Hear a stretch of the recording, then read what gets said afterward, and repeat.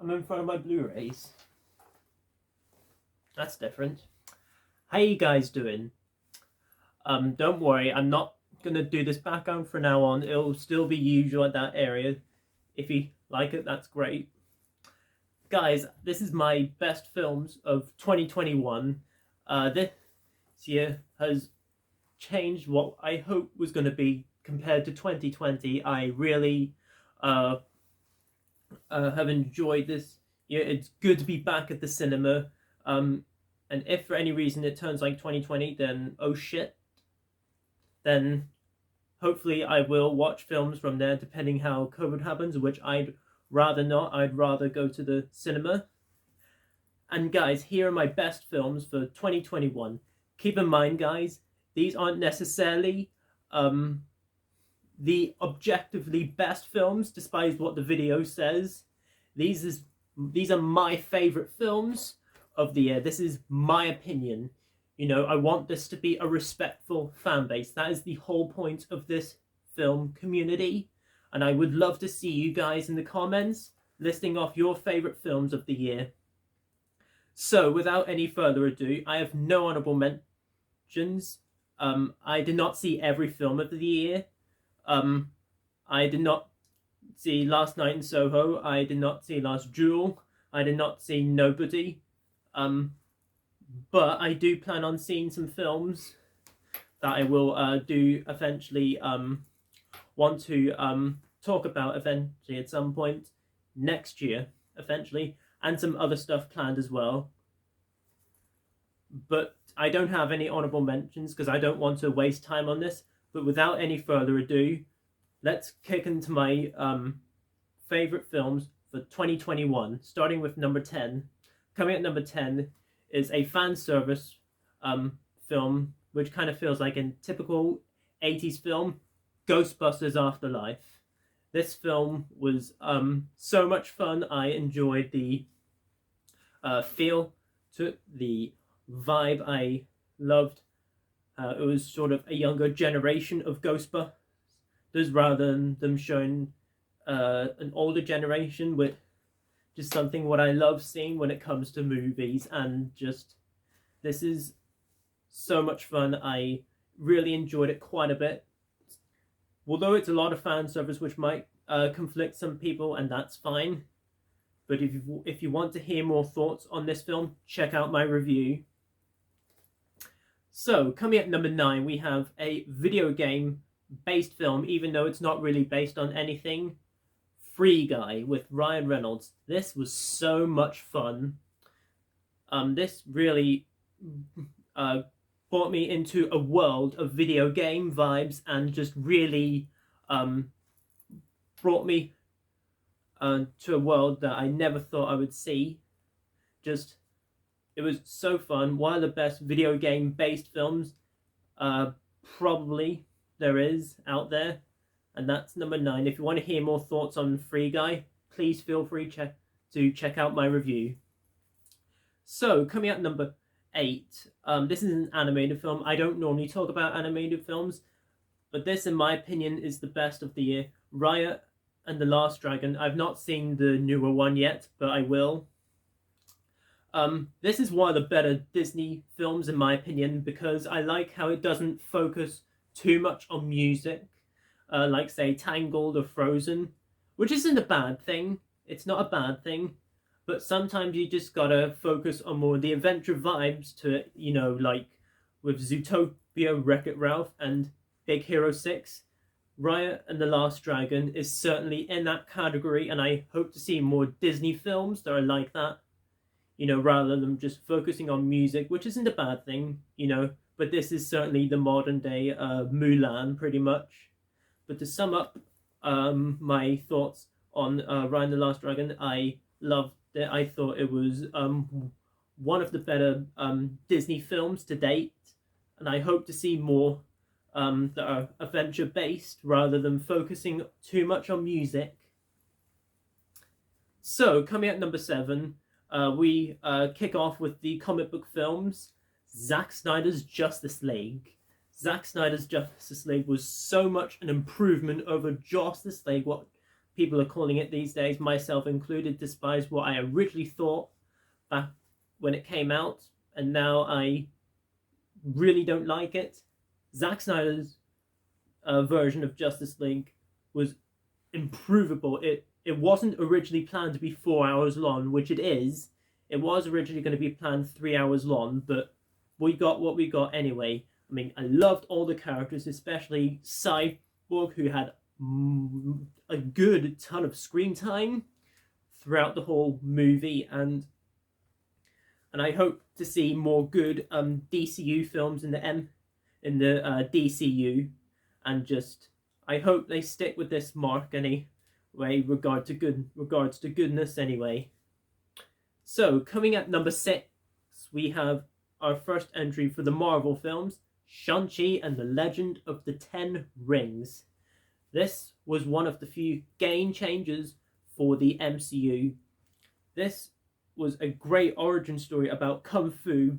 I loved how they brought it into the MCU, and I really loved all the characters in it. The opening scene is one of my favourite action scenes by far in the MCU as a whole. Not final battles, which it was great in this film, but the opening is one of my favourite action scenes from the MCU. It was just mind-blowing, and it just had me on the edge of my seat while watching it. And so, that's Shanxi. If you want to hear more thoughts, check out my review. So, coming at number 5. Yes, we have another Marvel film. The best films of the year would not be completed if you did not have this. Spider-Man No Way Home. Despite my A- grading for this film, I love the movie. It's just such a well-made superhero film that pretty much also focuses on fan service as well. That is done completely right. Just Tom Holland is phenomenal. He's great in it, without a doubt his best performance. That ending where he makes the decision by himself, just spoilers, sorry, but it was just handled so well, and by far one of the best Marvel films to date. So, coming at number 4, we have the sci-fi epic of the year, Dune. Yes, Dune was such a visual experience to see on the screen, to say the least, and just all the acting in it was top-notch. The visuals are amazing, and just Denis Villeneuve, even though I haven't seen all of his films yet, still need to watch Prisoners, I know, but he is proving that he is one of the best visual directors to date, and just really put a lot of effort into this film, and I look forward to seeing what he does next. So, top 3 now. Top 3, this was really, really tough. I was having a decision which I should put where, but as of where it stands, number 3, A Quiet Place Part 2. This is probably one of, if not the best horror sequel I have seen, even though I haven't really seen a lot of horror movies, but I will do that soon. I mean, this is truly making me start to become more of a horror fan than I originally was back when I reviewed the original Halloween film, but I am really engaged with the genre because this was so thrilling from beginning to end. Just Emily Blunt and everybody else in this film just knocked it out of the park, and just I look forward to seeing what John Krasinski does next. Please continue to make more horror stuff because you suit the genre. So, now we're getting really to the nitty-gritty. So, coming at number 2, guys, don't worry, we are going to wrap up the comic book films. The Suicide Squad.